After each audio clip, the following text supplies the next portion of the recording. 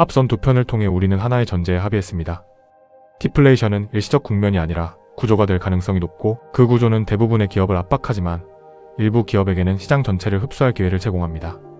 기업 산업 국가의 계산식을 동시에 흔들고 있다는 점입니다.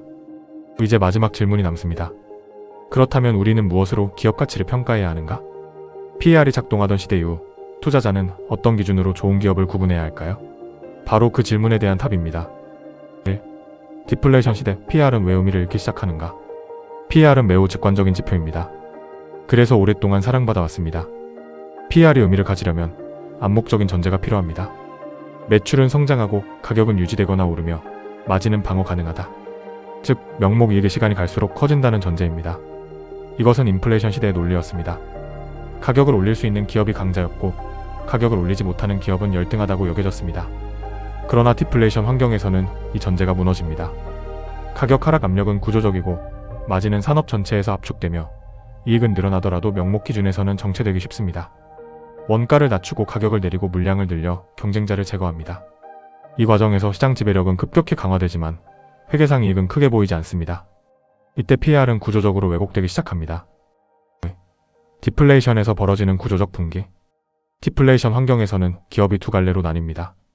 한쪽은 극단적으로 효율적인 기업, 다른 한쪽은 구조적으로 비효율적인 기업입니다. 기업 A 극단적으로 효율적인 회사 테슬라 타입. 이 기업은 원가를 매년 구조적으로 낮춥니다. 원가가 내려가는 상황에서 이 기업이 택하는 전략은 명확합니다. 가격을 인하하고 물량을 확대하며 시장 점유율을 빠르게 흡수합니다.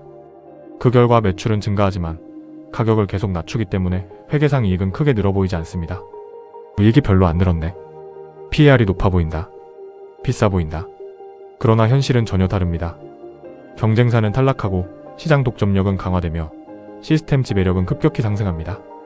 PER은 A타입 기업의 질과 미래 지배력을 전혀 포착하지 못합니다. 기업 비비효율적인 회사 레거시 타입. 이 기업은 원가가 거의 내려가지 않습니다. 그래서 선택지는 제한적입니다. 가격을 인상하고 옵션을 추가하고 인플레이션을 명분으로 삼습니다. 단기적으로는 이익이 증가해 보일 수 있습니다. 이익이 들었네. PER이 낮아진다. 싸 보인다. 그러나 현실에서는 수요가 줄고 점유율이 하락하며 구조적 토태가 확정됩니다. PER은 이 기업을 저평가로 착각하게 만듭니다. 3. PER이 실패하는 핵심 이유. PER은 가격을 올릴 수 있는 능력을 경쟁력으로 착각합니다. 하지만 디플레이션 시대의 경쟁력은 가격을 내려도 버틸 수 있는 능력, 더 정확히 말하면 가격을 내려야 더 강해지는 구조입니다. 그래서 디플레이션에서는 가장 잘하는 기업일수록 숫자가 가장 안 좋아 보입니다. 4. 그래서 질문 자체를 바꿔야 한다. 디플레이션 시대의 진짜 질문은 이것입니다. 이익이 얼마나 늘까가 아니라 원가 곡선을 얼마나 빨리 내릴 수 있느냐입니다. 그래서 우리가 봐야 할 지표도 바뀝니다. 단위 원가 하락률, 자동화 침투 속도, 볼륨 확장 시 평균 비용 곡선. PER이 아니라 비용 함수를 보는 시대입니다. 5. 시스템 기업을 보는 새로운 좌표계. 이 지점에서 테슬라는 전통적인 의미의 제조업도, 단순한 기술 기업도 아닙니다. 테슬라는 비용 시간 이동 노동을 재배치하는 시스템 기업입니다. 그래서 테슬라를 볼 때 우리는 다음 세 가지를 동시에 봐야 합니다. 시스템 기업을 평가하는 세 가지 핵심 축. 첫 번째, 원가 곡선의 기울기 코스트 커브. 가장 중요합니다. 여기서의 질문은 단순합니다. 시간이 지날수록 같은 기능을 얼마나 더 싸게 만들고 있는가? 이를 판단하는 요소는 다음과 같습니다. 부품 수가 구조적으로 줄고 있는가? 하드웨어 기능이 소프트웨어로 대체되고 있는가?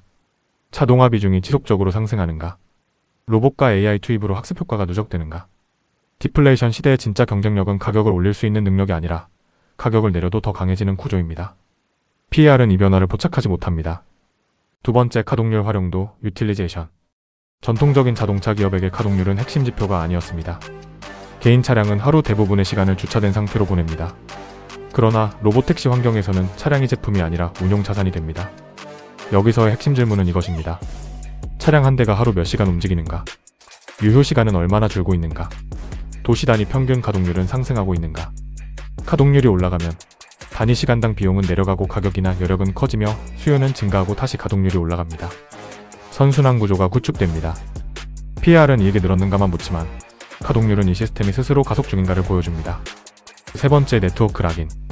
이 부분은 가장 자주 오해됩니다. 테슬라의 락인은 브랜드 충성도나 구독 해지 비용이 아닙니다. 테슬라식 락인의 정의는 이것입니다. 이 도시가 이 시스템 없이는 더 비싸고 더 느려지는가? 로보택시 충전, 정비, 보험, 동일한 소프트웨어 스택, 동일한 데이터 학습 루프, 동일한 운영 시스템. 이 조합이 완성되면 경쟁자는 가격을 맞출 수 있어도 원가 구조를 맞출 수 없습니다. 이것은 경쟁이 아니라 복제 불가능성입니다. PER은 일확인을 숫자로 표현할 방법이 없습니다. 테슬라의 밸류에이션은 이익을 할인하는 문제가 아니라 시스템 확산 속도를 적분하는 문제입니다. 6. 개인적인 소회 그리고 남는 질문. 작년 주주총회에서 한 주주가 디플레이션에 대한 일론의 관점을 물었고 그가 동의한다고 답하면서 이 모든 생각은 시작되었습니다. 인플레이션 시대에만 살아온 우리에게 가격은 오르는 것이었고 투자는 당연히 가격 인상 능력과 브랜드 파워를 중심으로 이루어졌습니다. 하지만 생산성 증가의 속도가 통화 공급을 압도할 수 있는 시대, 재화와 서비스의 공급이 돈보다 빠르게 늘어나는 시대를 상정하게 되면서 일상과 투자 모두를 다시 보게 되었습니다. 가격 인상 능력이 아니라 원가 하락 속도로 시장을 독식하는 기업? 옵티머스는 단순히 일자리를 대체하는 로봇이 아니라 국가 재정 공식 자체를 흔드는 기술이라는 점, 보편적 복지가 이념이 아니라 생산과 소비를 다시 연결하기 위한 구조적 필요라는 관점까지. 이 새로운 좌표계는 분명히 더 정확해 보입니다. 다만 솔직히 말해 이 좌표계는 PER만큼 직관적이지 않습니다. 계산이 깔끔하게 끝나지도 않고 정량보다 정성이 더 많이 개입됩니다. 그래서 마지막으로 이 질문을 여러분께 남기고 싶습니다. 디플레이션 시대에 PER만큼 직관적이고 폭넓게 합의 가능한 새로운 밸류에이션 지표는 존재할 수 있을까요? 아니면 우리는 완벽한 하나의 숫자 대신 더 불편하지만 복합적인 사고를 받아들여야 하는 단계에 이미 들어온 것일까요? 이 질문에 대한 답을 찾는 과정 자체가 아마도 디플레이션 시대 투자자의 가장 중요한 자산이 될 것입니다. 감사합니다. 2026년 2월 21일 김태성 올림.